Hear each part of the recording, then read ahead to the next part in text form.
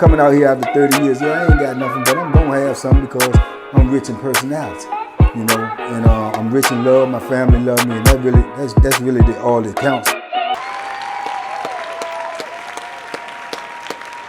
Yes, y'all. Shout out to everybody out there on Team Banky Pound, man. I appreciate the love. Boom. I appreciate the support. Let's go. Let's get it. Road to 150K, man. Big love to all my subscribers. Big love to all my members, man. If you ain't got the membership, man, please hit me with that blessing. I sure do appreciate it. You sure will not regret it. You dig? Come on over there and see what they're talking about. You understand me? Either hear about it or be about it. You understand? What's good?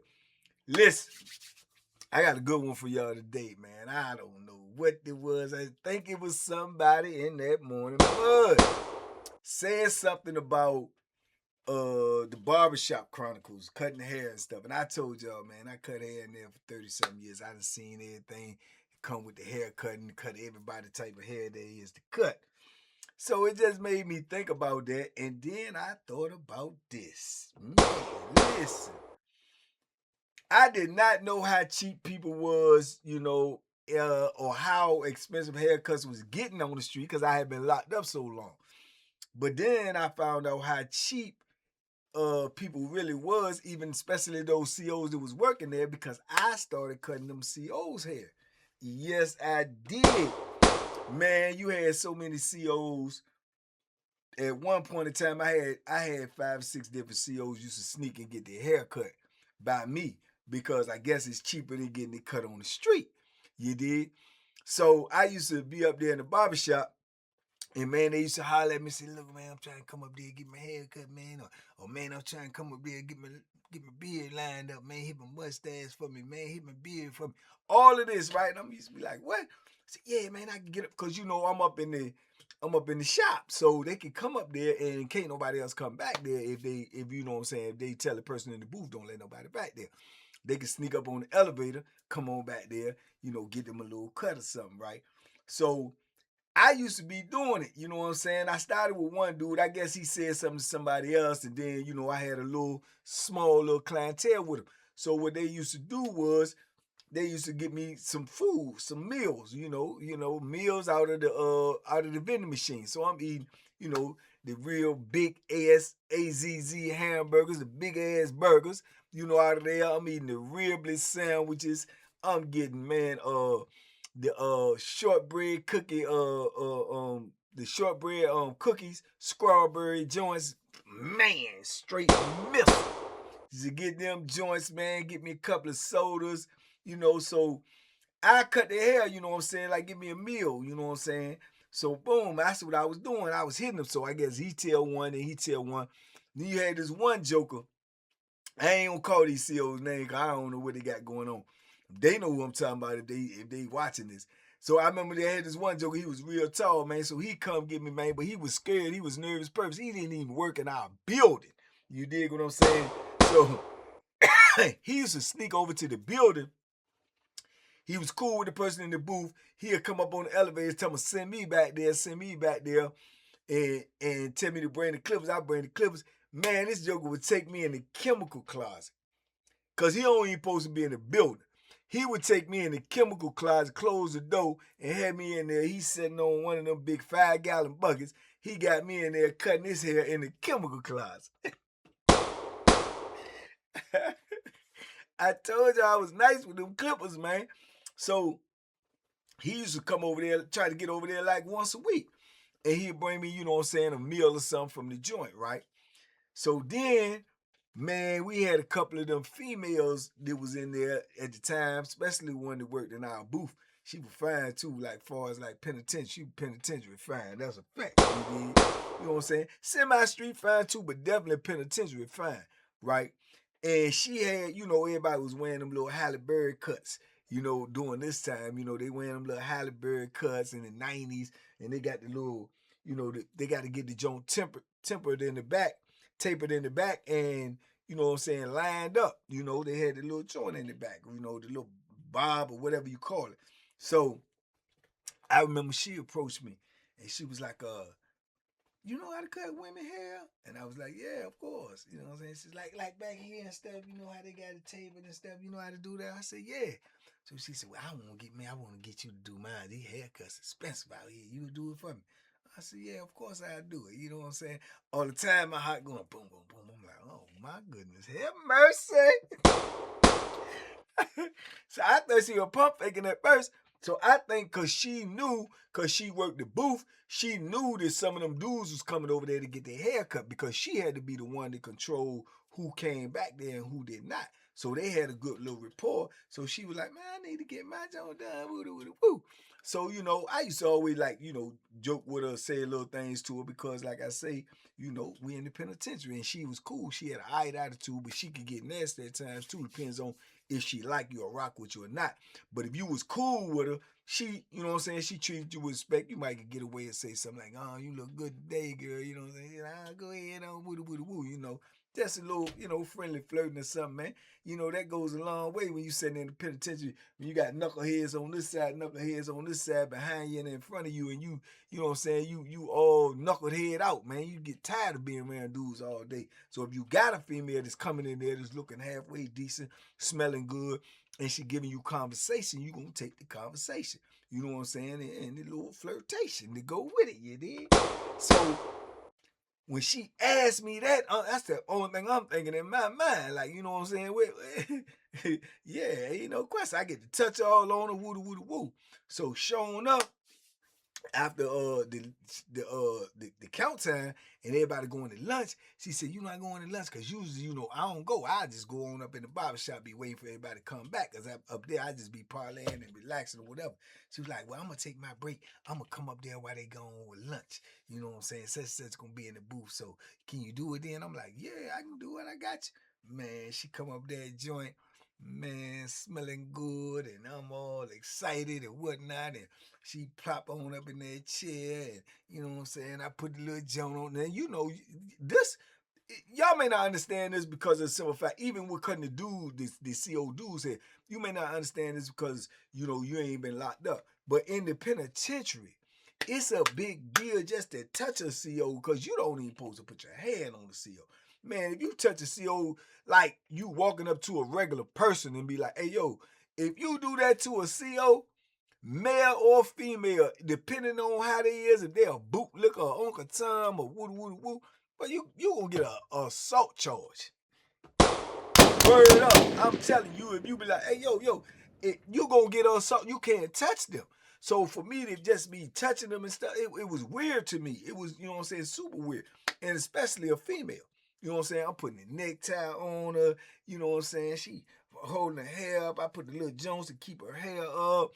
You know what I'm saying? So I'm rubbing on the neck, clearing the neck out to do this Jones. So I'm like, man, this is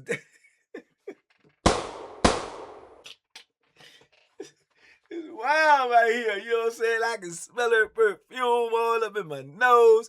You know what I'm saying? I'm trying to control my libido. You did. It's wild, man. I'm like, man, this is crazy.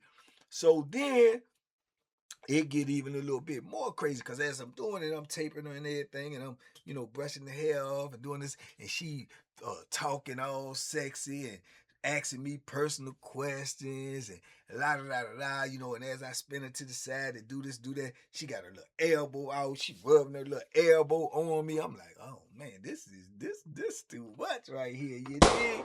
So man, it was crazy. So when I finished, you know, cutting her hair and everything, get a little mirror, let her look in the mirror, look behind and see, oh, that's nice. I appreciate that. I appreciate that. So she's like, what I owe you? What? You know what I'm saying? So I'm like, I mean, it's whatever, you know what I'm saying? You good? She's like, no, I'm gonna give you something. I appreciate you, whatever, you know. What, you know what I'm saying? What such begin? Because she knew dude be come back there and get his hair cut. I said, nah, he just be giving me a little something, you know what I'm saying? You gotta ask him on, you know what I'm saying? I can't tell you, you know what I'm saying, what he doing. That's just like tell it. I can't tell him. Like you wouldn't want me to tell him what, I don't, what I'm saying, ask him if you feel like, woo. So she was like, okay, I understand. She said, then she hit me with this. This is what I knew she was on some other stuff. She was like, well, all right, well, I got that hair on. Get the hair off of me. She turned around. She said, in the hair on me back. And she brushing herself off. And I said, nah, you kind of cool. She said, I don't rub it. Brush it off. Make sure ain't nothing on it. This on her hair pots. I said, huh? She said, make sure I ain't got no hair on me. Wipe it off. You scared? Huh? I get the brushing that joint off. I'm like, yeah, you good. Brush off a little back. She was like, no, don't be, man, go ahead and grab that thing.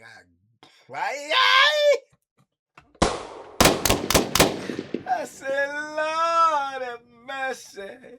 She turned around, she laughing, smiling. She said, in on the front, get it off for me. Huh? Man, it was crazy, right? Then she said, I appreciate you. Give me a little hug and everything. Give me a little kiss on the cheek. And went on out. So, man, she left about that joint. I'm up in that joint like, oh, Lord. Jesus, please, what just happened? You can get your hair cut anytime you want it, you heard me? No bullshit.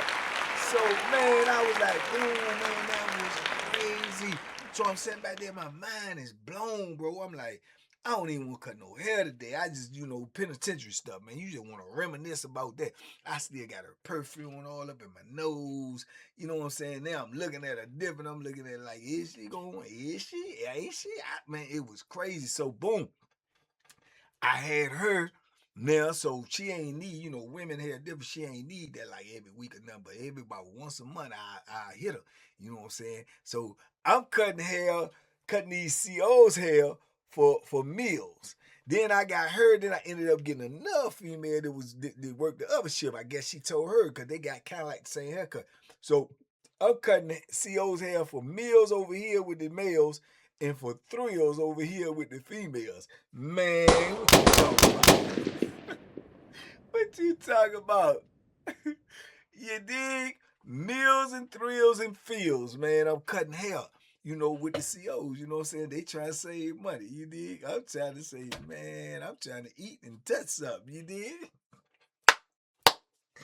Man. So, I got to tell y'all about the other one. Ain't like in the membership. I got to tell you. Man, I gotta tell y'all about that in the membership. But man, it was crazy though, man. So I had a decent little clientele, man, with just cutting their hair, man, and it's beneficial. You may say to yourself, you know what I'm saying? That ain't nothing. You just getting a little something, man. Eating some real food up in there is always a blessing, man. It's always a plus. You dig? And you eating real food, man, versus what we got to eat every day. We eating the same thing every day. Even if we eating out of commissary, we eating the same thing every day, player. You know what I'm saying? So that was cool with me. And for them, on their side, they probably saying to themselves, man, I go to the vending machine, spend $7, $8 or something, 10 at the most. Take him some food over there. I ain't got to go to the barber shop. I'm guessing back then probably $25 or something. They saving a little bit of money, not no whole lot of money, but they saving money. You dig what I'm saying? Man, I had one dude, he was so cheap, that cut his hair. He used to go over to the kitchen and get the kitchen dude, because he had a kitchen dude. The kitchen dudes back there be fixing up stuff for the COs, trying to be cool with the COs, making them, bacon, egg, and cheese sandwiches, you know what I'm saying? Cheeseburgers with onions and all of this stuff. The stuff that we cannot get. Real cheeseburgers. We couldn't get that. They had that for the staff side. So he used to, was so cheap, man, he ain't want to go to the vending machine. He bringing me meals that he getting the staff kitchen people to make for him.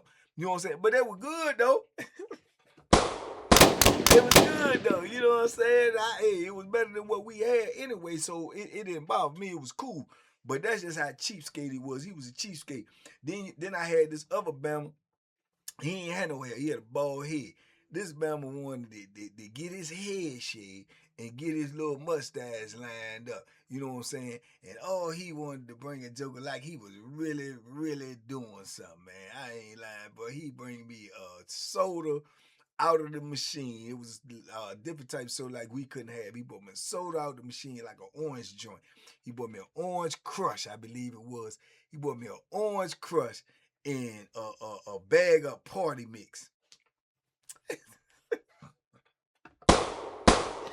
This man had an orange crush and a bag of party mix. Cause we couldn't get party mix neither unless you got them in the visiting room in the machine. That's all he wanted to give me, right? But I'm just saying, I used to do it just because, you know what I'm saying, the position I was in, and plus, you know, if worse come to worse, you in good graces with them. You know what I'm saying? If I get to rumbling with a mama or something like that, and they see it, you know what I'm saying, they might not lock me up if the dude don't, you know, go crazy try to tell or something like that. Or they might end up, you know, messing around, catch me riding dirty and you know, don't turn me in. And or doing a big shakedown, I get one of them and they doing my sale, then I'm good. No matter what I got, they probably gonna let me go. You know what I'm saying? Or they gonna overlook whatever they find. So it was benefits in it for me as well. You know what I'm saying? It won't just, you know, the meals, but for the females, the thrills with that's on a whole nother level. You dig what I'm saying? So the benefits was super duper great. But you know what I'm saying? It was beneficial to me to do it. You know what I'm saying? And in a way, I felt like somebody had told it. You know what I'm saying? I felt like they knew. Like the building sergeant, I felt like he knew. Cause one day he said to me or something. He called me by my name and everything. He was like, you still up there in that barber shop? I said, yeah, man, that's what I do. He said, yeah, I heard that's what you do. I said, what that mean? He said, mm-hmm. I said, what you talking about? But he just kept on walking. So it's just little things that I think they knew. And one of the dudes who I used to cut all the time, matter of fact, it was the party mix dude. He stopped coming. You know what I'm saying? Because if they would have caught me doing that, you know what I'm saying? Man, them COs would have got fired. Either one of them would have got fired. You know what I'm saying? I mean, it's automatic. I would have got fired. They probably would lock me up, send me to the hole, even though, you know what I'm saying, it's a superior. You know what I'm saying? If he want me to cut his head, what I supposed to do? You know what I'm saying? But they, you know what I'm saying, they still would have flipped the script on me.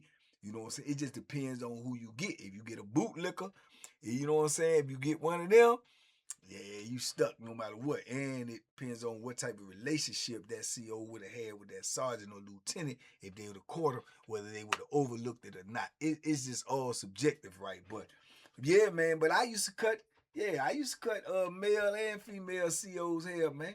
You know, yeah, for meals and thrills. Meals and feels. It all depends, you dig? But man, yeah, I remember those times, man. They always trying to find a way to save $1, man. I used to be thinking to myself, man, good God almighty, times is hard out there, man. You know what I'm saying? It's hard on the yard, but it must be real out there in the field too, because they was trying to save $1, man.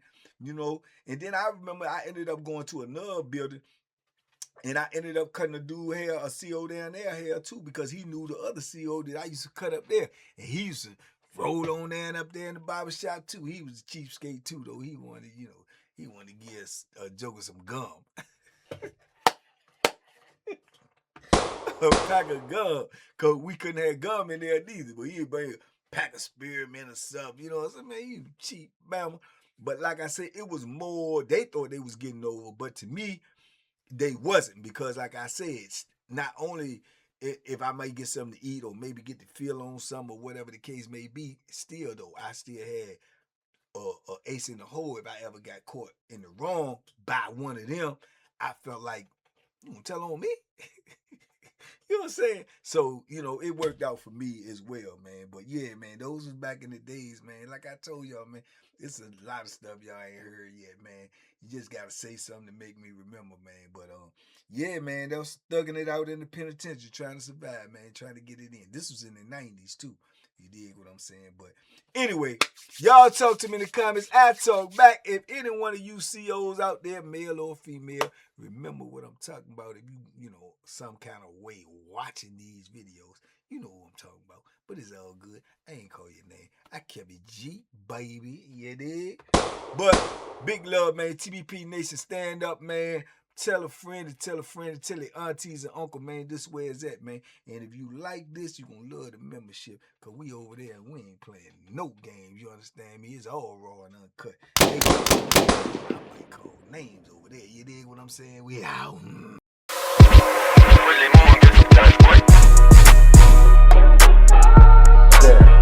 The Banky special. Yeah. Pure deliciousness. Pure deliciousness, man. My name is Banky, man. Everybody calls me Banky. That's the name that I got from my grandmother when I was young. I'm coming out here after 30 years. Yeah, I ain't got nothing, but I'm gonna have something because I'm rich in personality, you know, and I'm rich in love. My family love me, and that's really all that counts.